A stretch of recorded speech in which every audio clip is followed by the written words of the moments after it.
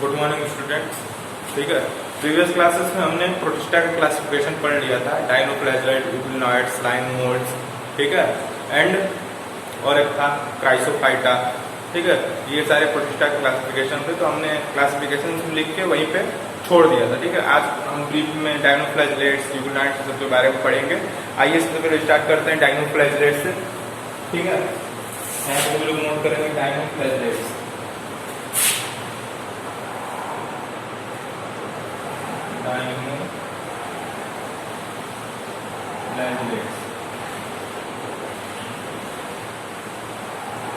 इसके क्या क्या इंपॉर्टेंट कैरेक्टरिस्टिक्स है। ठीक है, डायनोफ्लैजेलेट्स यानी कि ये वो प्रोटिस्ट इसमें आते हैं जिनके पास दो फ्लैजेला होता है। ठीक है, इसके पास दो फ्लैजेला होता है। देखो इसको नोट करो, प्रोटिस्ट विथ टू फ्लैजेला, यहाँ पे ब्रैकेट में कर लीजिएगा। Protist with to flagella.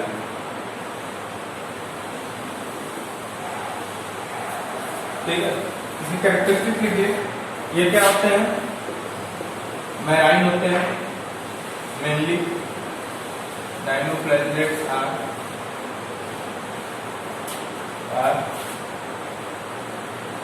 Mainly marine.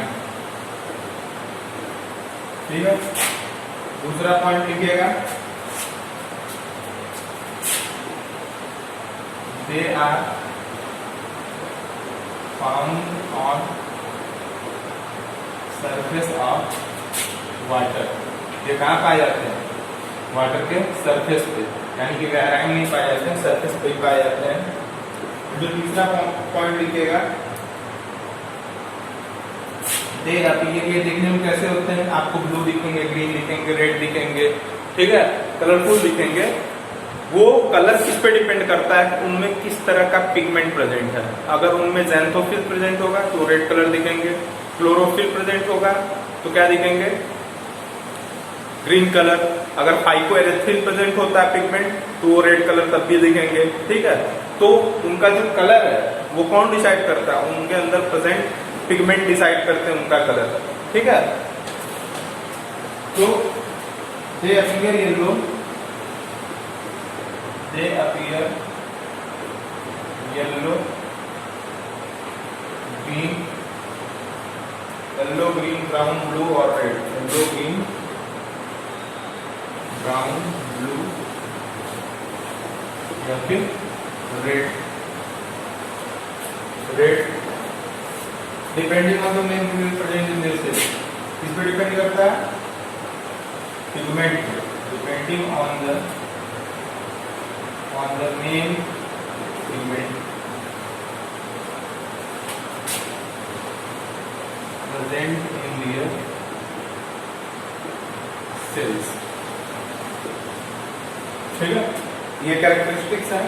Example लिख लीजिए डायनोफ्लैजेलेट्स का एग्जाम्पल कि क्या क्या एग्जाम्पल होते हैं। एग्जाम्पल बहुत इंपॉर्टेंट है। ठीक है, क्योंकि अगर आप कोई कॉम्पिटिटिव एग्जाम देंगे तो उसमें डायरेक्ट आपसे एग्जाम्पल पूछेगा। जैसे सपोज करो एग्जाम्पल पूछ दिया, noctiluca is the example of dinoflagellates, euglenoids, slime moulds, chrysophyta. ठीक है, तो क्या कहेंगे? डायनोफ्लैजेलेट्स। और नॉक्टिलुकाई को और क्या कहते हैं हम लोग? सी घोस्ट भी कहते हैं। सी घोस्ट यानी समुद्र का भूत। ठीक है, इसको नोट कीजिए। क्या क्या एग्जाम्पल है? आपके एनसीईआरटी में भी ये सारे एग्जाम्पल नहीं दिए गए हैं, बट थोड़ा सा बढ़ के पढ़ा देते हैं। ठीक है, आपके आगे काम आएगा।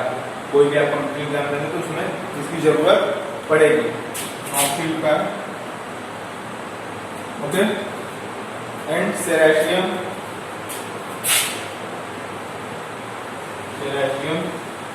एंड डायनोलॉग्स। डायनोलॉग्स क्या कहते हैं इसको?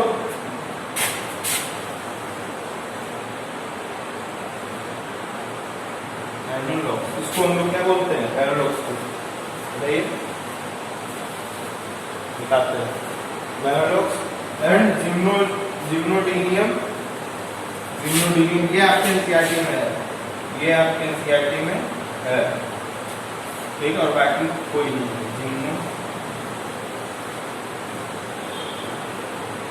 जिम्नो ठीक है, इतना नोट कर लीजिए। एक और नोट कर लीजिएगा, एग्जाम्पल पायरोसिस्टिस।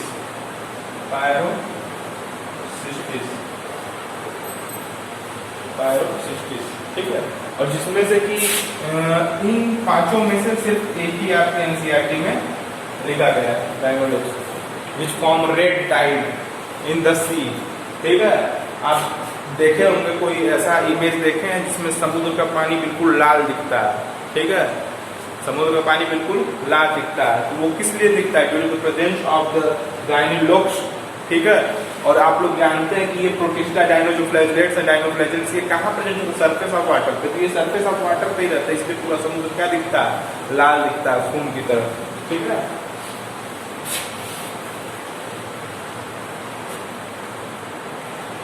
कुछ इंफॉर्मेशन है डायनोफ्लैजेलेट्स के बारे में, इंपॉर्टेंट इंफॉर्मेशन।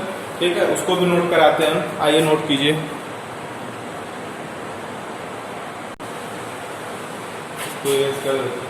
ठीक है, तो एग्जाम्पल आपको जरूर याद होना चाहिए, और कोई एग्जाम्पल याद ना, लेकिन ये गायनोलोग जो आपके एनसीईआरटी में भी दिया गया है, तो इसको जरूर याद कीजिएगा। ठीक है, और इसके कुछ फीचर्स हैं। ये क्या करता है, मैंने भी बताया कि रेड टाइड फॉर्म करता है, जिसपे पूरा समुद्र क्या दिखता है? लाल दिखता है।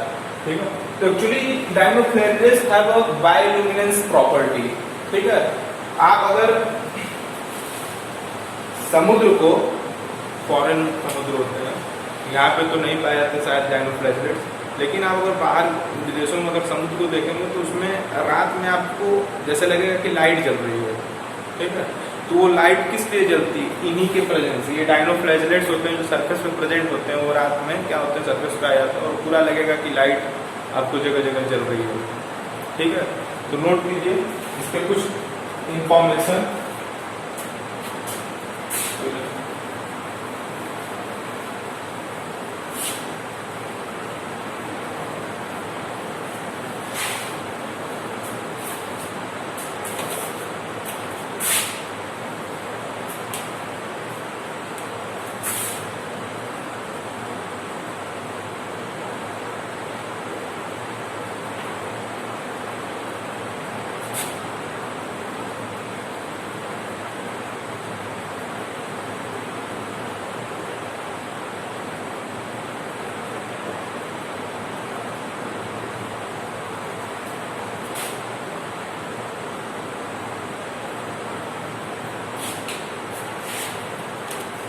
पहला इंफॉर्मेशन लिखिएगा।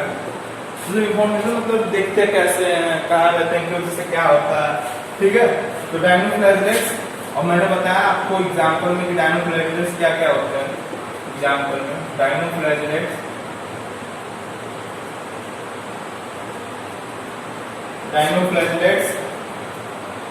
शो बायोल्यूमिनेंस,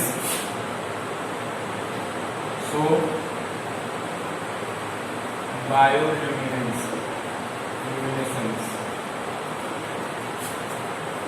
ठीक है, bioluminescence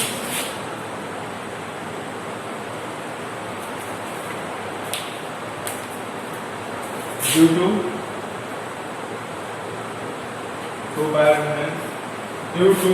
presence photogenic granules in their cytoplasm, due to presence of, ठीक है ना, इनके सेल के साइटोप्लाज्म में फोटोजेनिक ग्रैन्युल्स प्रेजेंट होते हैं, जिसकी वजह से क्या करता है? बायोल्यूमिनेंस, यानी कि इससे लाइट एमिट होती है। ओके, लाइट एमिट होती है due to the presence of photogenic granules in real cytoplasm.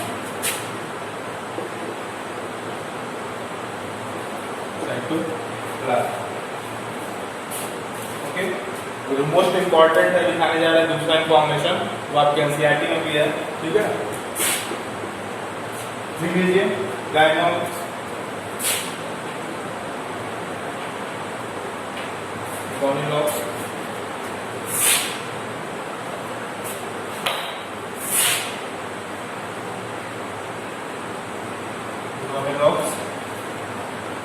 sprayed on the surface of sea water,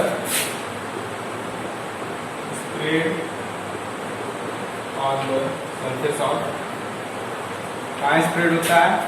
मैंने अभी आप लोगों को बताया कि सरफेस पे जितने भी डायनोफ्लैगेलेट्स हैं सब सरफेस पे पाए जाते हैं। Spread on surface of water to rapid movement in water due to which sea appear red, हमें कैसा दिखता है? लाल दिखता है। और इसी को हम लोग कहते हैं रेड टाइड। ठीक है, तो रेड टाइड, रेड टाइड। और एक और लिख लीजिएगा इंपॉर्टेंट, काफी लुकाई मैंने बताया भी आप लोगों को, और भी काफी लुकाई आलसो नोन है, आलसो नोन है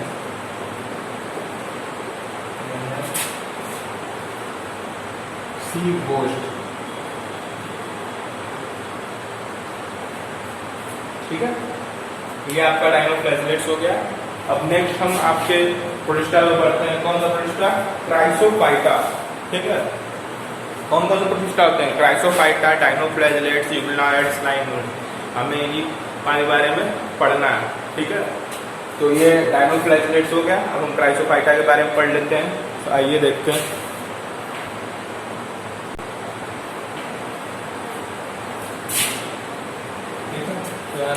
क्राइसोफाइटा,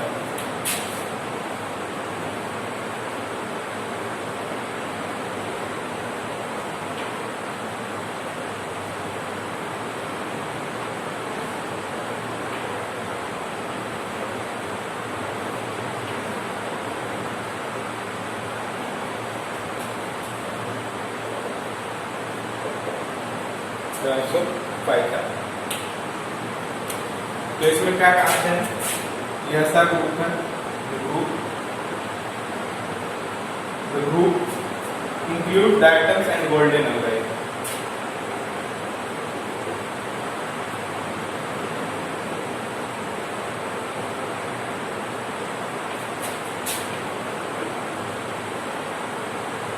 and golden algae। इस गोल्डन algae को हम डेस्मिड्स भी बोलते हैं। क्या बोलते हैं? डेस्मिड्स। और क्वेश्चन डायरेक्ट आता है कि डेस्मिड्स हैं वो किससे बिलोंग करते हैं? तो डेस्मिड्स बिलोंग करते हैं। अभी डेस्मिड्स क्या? डेस्मिड्स क्राइसोफाइटा है। ठीक है, क्राइसोफाइटा में आएगा। गोल्डन algae क्राइसोफाइटा में आएगा।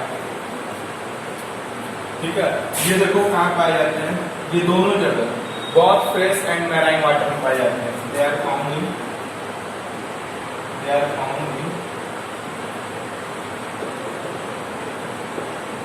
fresh water as well as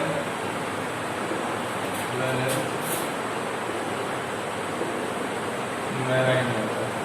ठीक है, दोनों जगह पाया जाता है, फ्रेश वाटर में भी, मैराइन वाटर में भी। ओके,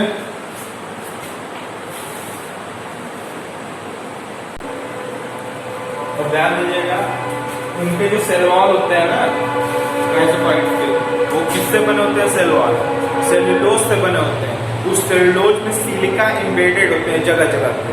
ठीक है, जिसके वजह से कि वो जो सेल वॉल होती है ना, जो सेल्यूलोज की बनी होती है, वो कैसी दिखती है? सिलिकेट दिखती है, यानी कि सिलिका एक हार्ड सब्सटेंस है।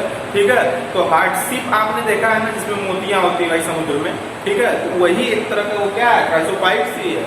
वो सिर्फ जो समुद्र में जो मोतियां होती हैं वो क्राइसोफाइट्स में आते हैं। ठीक है, ये हमें बिल्कुल सॉफ्ट बॉक्स की तरह दिखेगा। ठीक है, साबुदानी देखेंगे सॉफ्ट बॉक्स, ठीक है, उसकी तरह दिखेगा। और इसकी जो सेलवाल ऊपरी परत होती है काफी हार्ड होती है। क्यों? क्योंकि इनकी तो सेलवाल होती है सेलुलोज की बनी होती है, बट उसमें जगह जगह सिलिका एम्बेडेड होते हैं, जिससे कि ये क्या होती है? सिलीशियस। और यही फॉर्म करती है डायटोमैसियस अर्थ। ठीक है, जिसको हम लोग किसेलगढ़ भी कहते हैं। ये बहुत इंपॉर्टेंट है। किसेलगढ़ किस में आते हैं? तो किसेलगढ़ क्राइसोफाइट्स में आते हैं। ठीक है, डायटोमैसियस अर्थ फॉर्म करेंगे, या उसी को हम लोग कहते हैं किसेलगढ़।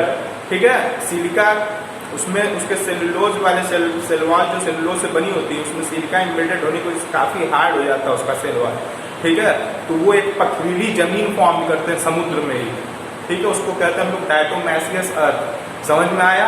सेल वॉल किससे बनी होती है क्राइसोफाइट्स की? सेलुलोज से। बट उस सेलुलोज में जगह जगह सिलिका इम्बेडेड होता है, जिससे कि वो क्या हो जाता है, काफी हार्ड हो जाता है, और उसी को हम लोग कहते हैं सिलिका। ठीक है, वो सिलिका की तरह दिखने लगेगा पूरा उसका सेल वॉल। ठीक है, उसको सेलुलोज नहीं फिर कहते, और वही फॉर्म करते हैं डायटोमैसियस अर्थ, या उसी को हम लोग कहते हैं किसेल गर्ड। ठीक है, बहुत इंपॉर्टेंट है, ये पॉइंट नोट कीजिएगा आप लोग कि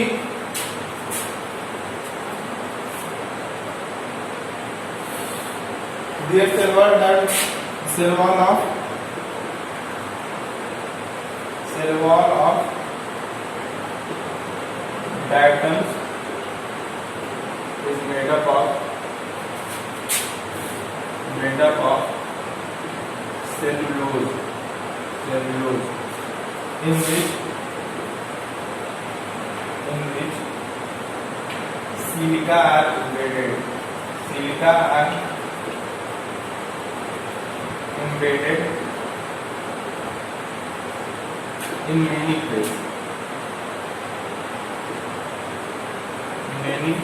places, ठीक है, जिससे कि वो कैसा दिखने लगता है, so they appear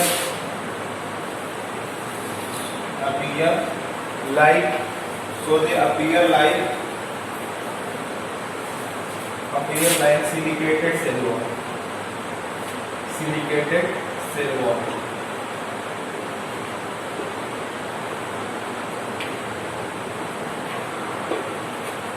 ठीक है, ओके। अब नोट करके पूरा मैं नोट लिखवाऊंगा आप लोगों को, जिसमें कि पूरा क्राइसोफाइट्स के बारे में इंपॉर्टेंट चीजें आ जाएंगी। ठीक है, तो नोट लिखिए आप लोग। समझ में आया कि नहीं? डायनोफ्लैगेलेट्स मैंने बता दिया, और नेक्स्ट हम चल रहे हैं क्राइसोफाइटा पे। ठीक है, आज ये भी बता देंगे क्राइसोफाइटा, उसके बाद कल हम पढ़ेंगे यूग्लिनॉइड्स के बारे में।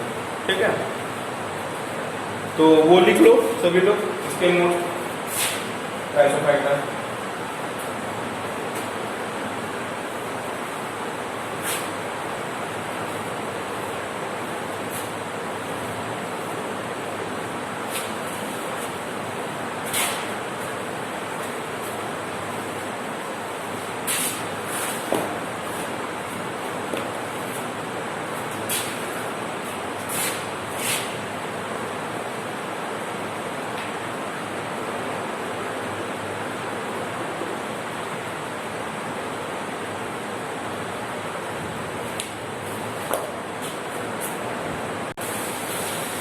ठीक है, you note here cell wall is made up of two halves which are arranged like plates of soap box.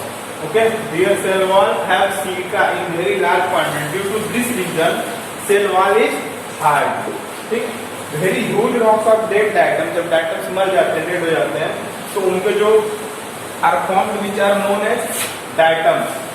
ठीक है, या उसी को हम लोग डायटोमैसिस, वो सी के सरफेस पे जाके मरने वाली सी की सरफेस पे जाके क्या करते हैं, पथरीली रॉक्स की तरह, चट्टान की तरह क्या करते हैं, एक्युमुलेट होने लगते हैं, वहां फॉर्म करते हैं डायटोमैसियस अर्थ, और किसेल गर्ड उसी को कहते हैं। ठीक है, तो आज के लिए इतना ही, इसको आप लोग याद कीजिएगा और नोट भी कर लीजिएगा। ठीक है, कल हम शुरू करेंगे आपको next protista division euglenoids. Thank you.